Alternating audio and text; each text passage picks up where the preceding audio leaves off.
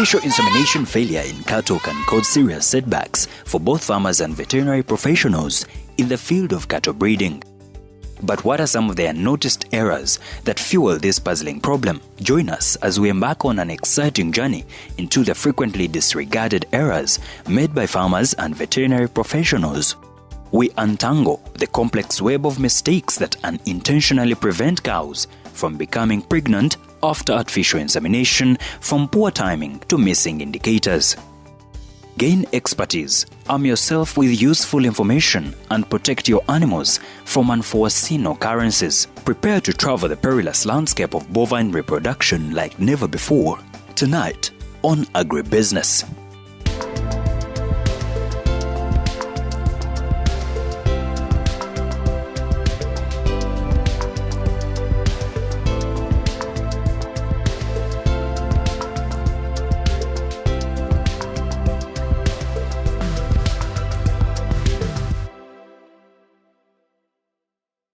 In the picturesque landscapes of Uganda, where agriculture plays a vital role in livelihood of many, a remarkable technique is revolutionizing livestock breeding. We trekked to Gomba to find out how artificial insemination, AI, is paving the way to enhancing genetics and increased productivity, but also why the artificial insemination fails. Artificial insemination, this is the process whereby semen from a male animal is introduced into the reproductive system of a female animal using artificial means. Which artificial means am I talking about? This is the inseminating gun. This inseminating gun is what we use to introduce semen, because we just introduce. Introduce is coming like from one area to another. It comes from this area, we introduce it into the female reproductive system of a female animal. Artificial insemination, in most cases, what do we basically deal with when we are dealing with artificial insemination? Artificial insemination, we basically see that the animal, first of all, the animal has to be on heat before we do artificial insemination on that animal. And the animal has to be a female animal, because you cannot inseminate a male animal. Of course, you can inseminate a female animal. So it has to be on heat. So how do we detect that this animal is on heat? And if it is on heat, when are we supposed to inseminate the animal? So the process of artificial insemination starts as follows. We get one arm like this one.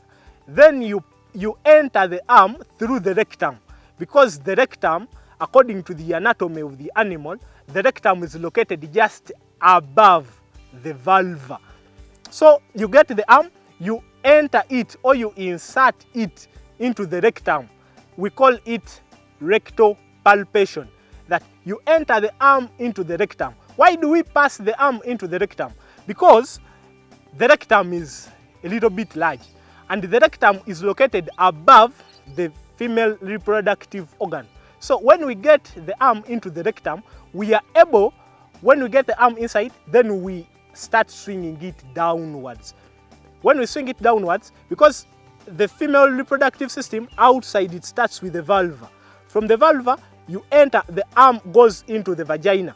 After the vagina, there is a suffix immediately after the vagina. So the arm goes through the rectum, you locate the cervix, because the purpose is to locate the cervix. You cannot locate the cervix when the arm has just passed through the vulva. So after locating the cervix inside, then you get your gun. The gun comes, the cervix is already located, because the semen has to be deposited on the cervix. We don't deposit the semen on the vulva, we don't deposit the semen in the vagina, we deposit the semen on the cervix, or not on the cervix, in the cervix. Because when you deposit the semen in the cervix, it goes directly into the uterus. When it goes into the uterus, it channels itself to the fallopian tubes, because the female reproductive system, it is of this nature. These are the fallopian tubes. Then here, this way, they are the ovaries, where the eggs are manufactured from, the ovaries. They come, they follow the fallopian tubes. When they follow the fallopian tubes, Fertilization only takes place through or inside the fallopian tubes, not in the uterus. And it's one egg or it's one fallopian tube that releases at each time.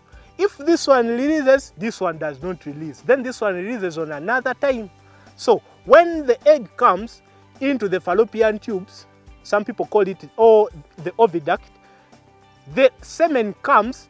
After you deposit the semen on in the cervix, it comes, it enters up to the fallopian tubes, then fertilization takes place from the fallopian tubes. Someone will confuse you that fertilization takes place in the uterus. No, it takes place in the fallopian tubes because this egg takes 24 hours to mature. It moves from this side, then it takes 24 hours to reach. But when the 24 hours come, it would have reached the uterus. When it enters the uterus, after 24 hours, even if you inseminate, it does not get inseminated.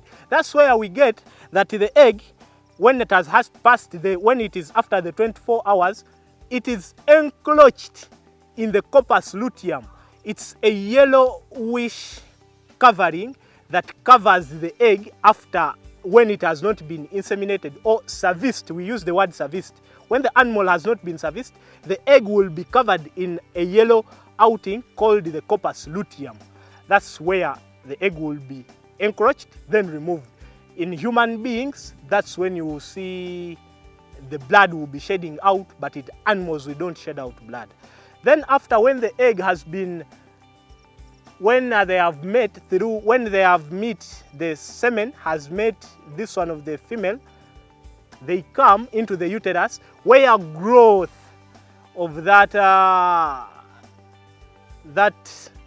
fetus, where the fetus grows from into the uterus, there is a hormone that is responsible where it will secrete the endometrium. This endometrium is called, or in simple terms, it's the lining whereby this fetus will be growing from inside the uterus. So the artificial insemination, when you insert the inseminating gun through the vulva, you deposit the semen on the cervix, the process will go on and it will be done. Sometimes it may fail, but sometimes it may not. It depends. Because I told you insemination, for the animal to come on heat, yes, today it has come on heat, but that heat will only spend 24 hours. So when you inseminate after 24 hours, automatically the animal will not conceive. You know the animal that is on heat, after the animal has released a mucus discharge from the vulva. When you see that mucus discharge from the vulva, just know this animal may be on heat. But if it's the first time for the animal to come on heat, it must at least be 1.5 years. Then it comes on heat. At times, these animals on heat also lose appetite. The animal will not be eating. These animals on heat, they keep on mowing every now and then. It's a sign that the animal is restless. The animal keeps on jumping. The animal goes on and mounts other animals as a sign that it's showing you that it is on heat.